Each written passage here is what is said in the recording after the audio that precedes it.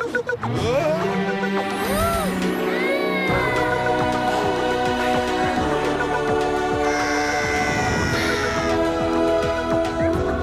irez au Futuroscope et vous deviendrez astronaute avec la nouvelle attraction incroyable, Objectif Mars. Futuroscope, toutes les forces d'attraction. Toute cette semaine, participe au jeu concours de Puissance Télévision pour tenter de gagner tes places pour le parc du Futuroscope. 40 places sont à gagner, alors joue dès maintenant sur puissancetélévision.fr et sur notre application mobile. Jeu organisé du 29 juin au 4 juillet 2020 en partenariat avec le Futuroscope.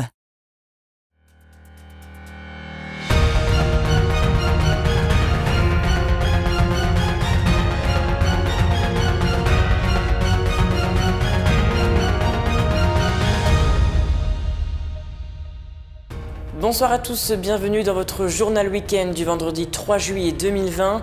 Et à la une de cette édition, une opération sécurité routière s'est tenue hier en Meuse avec le préfet Alexandre Rochat. Et on terminera cette édition en musique avec la rouverture de l'école de musique barisienne, un reportage à suivre dans un instant.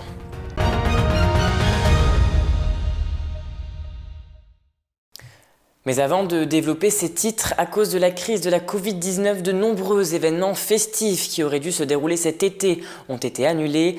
Le musical été aurait dû d'ailleurs commencer ce soir.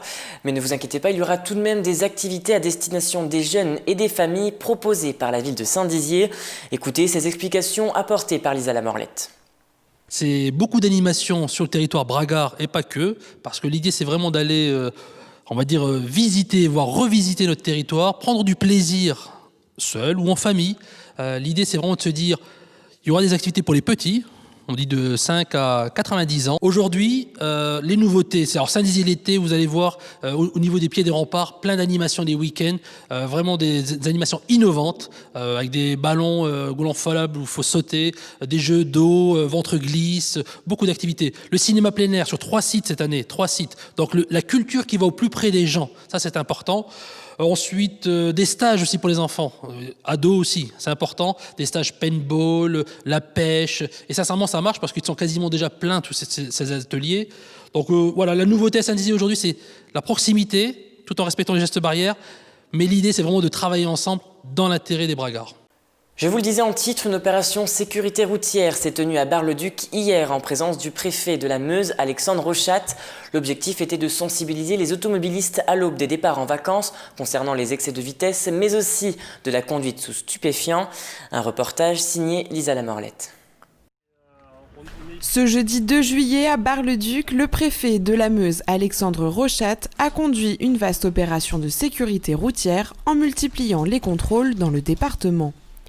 Sur la départementale 116, à hauteur de la commune de Wavincourt, les gendarmes ont mené une opération de contrôle de vitesse. On est en début de période estivale. On sait que les automobilistes vont se déplacer. Et à la veille de ces grands départs en vacances, on veut sensibiliser les automobilistes sur l'intérêt de respecter les limitations de vitesse. En même temps, sur le rond-point de la Chantraine à Bar-le-Duc, la police effectuait une opération de contrôle routier, elle axée sur l'alcoolémie et les stupéfiants. Ailleurs, je pourrais dire que c'est la vitesse le premier facteur. Ici, je suis obligé de dire que c'est l'alcool. Dans le département de la Meuse, 40% des accidents graves et mortels sont dus à l'alcool. En France, ailleurs, c'est plutôt 30%. Donc on a une surreprésentation de l'alcool. Mais pour autant, les 3 facteurs principaux d'accidents et dans le département de la Meuse, ils sont là.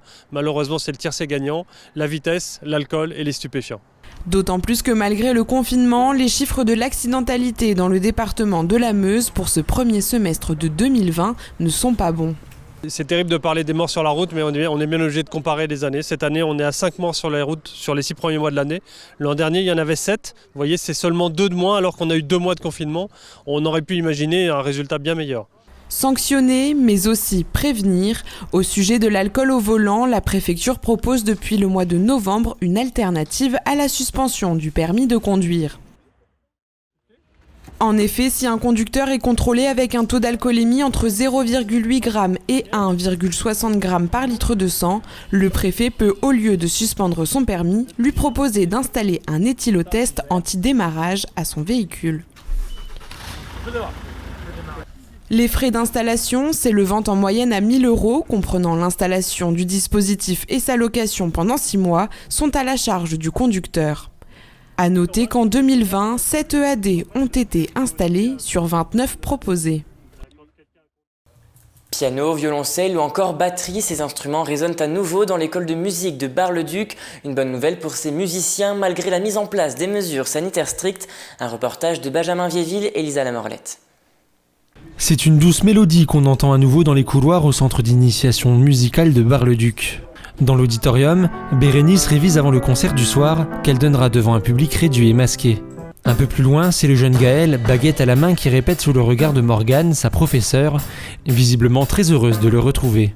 Le fait de les revoir un petit peu là, c'est vraiment bien parce qu'on peut travailler sur plein de choses qu'on n'a pas pu faire à distance.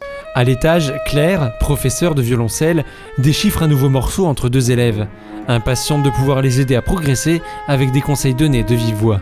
L'apprentissage de la musique se fait beaucoup par le biais de l'imitation aussi. On joue, les élèves répètent, ils comprennent beaucoup de choses. Il y a des sensations qui s'installent juste par l'imitation. Le fait de pouvoir voir jouer l'enseignant et aussi de jouer avec lui, parce que par le biais de la vidéo, on ne pouvait pas jouer avec les élèves. Ce qui est important pour nous, c'est vraiment le partage avec les élèves, les enfants comme les adultes, et vraiment d'être dans du relationnel, dans l'humain. Un retour presque à la normale, sauf que les intercours ont été rallongés de 5 minutes pour tout désinfecter. Mains, chaises, instruments, sans oublier le port du masque obligatoire. Des conditions sine qua non pour reprendre les cours. Protocole qu'on a fait valider par l'ensemble des parents et des élèves, des grands élèves qui sont adultes ou majeurs. On a quasiment 90% du public qui est revenu. Voilà, donc ça a été très organisé. Hein. Il y en a qui ont pu avoir plusieurs cours, d'autres qui n'ont eu forcément qu'un seul rendez-vous peut-être, mais en tous les cas, à chaque fois, ça nous a permis de refaire le point avec les élèves, parce que ça fait quand même 3 mois de fonctionnement à distance et ça, on atteint vraiment les limites de ce qui est possible, on va dire, de faire. L'école de musique barisienne s'apprête à fermer ses portes pour les vacances d'été, en espérant une rentrée sans fausses notes.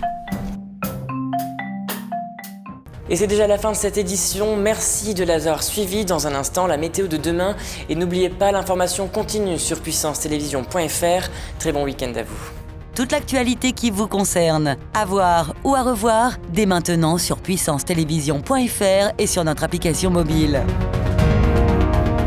Pour vos portails et garde-corps, faites le choix de Finalu Clos 2000.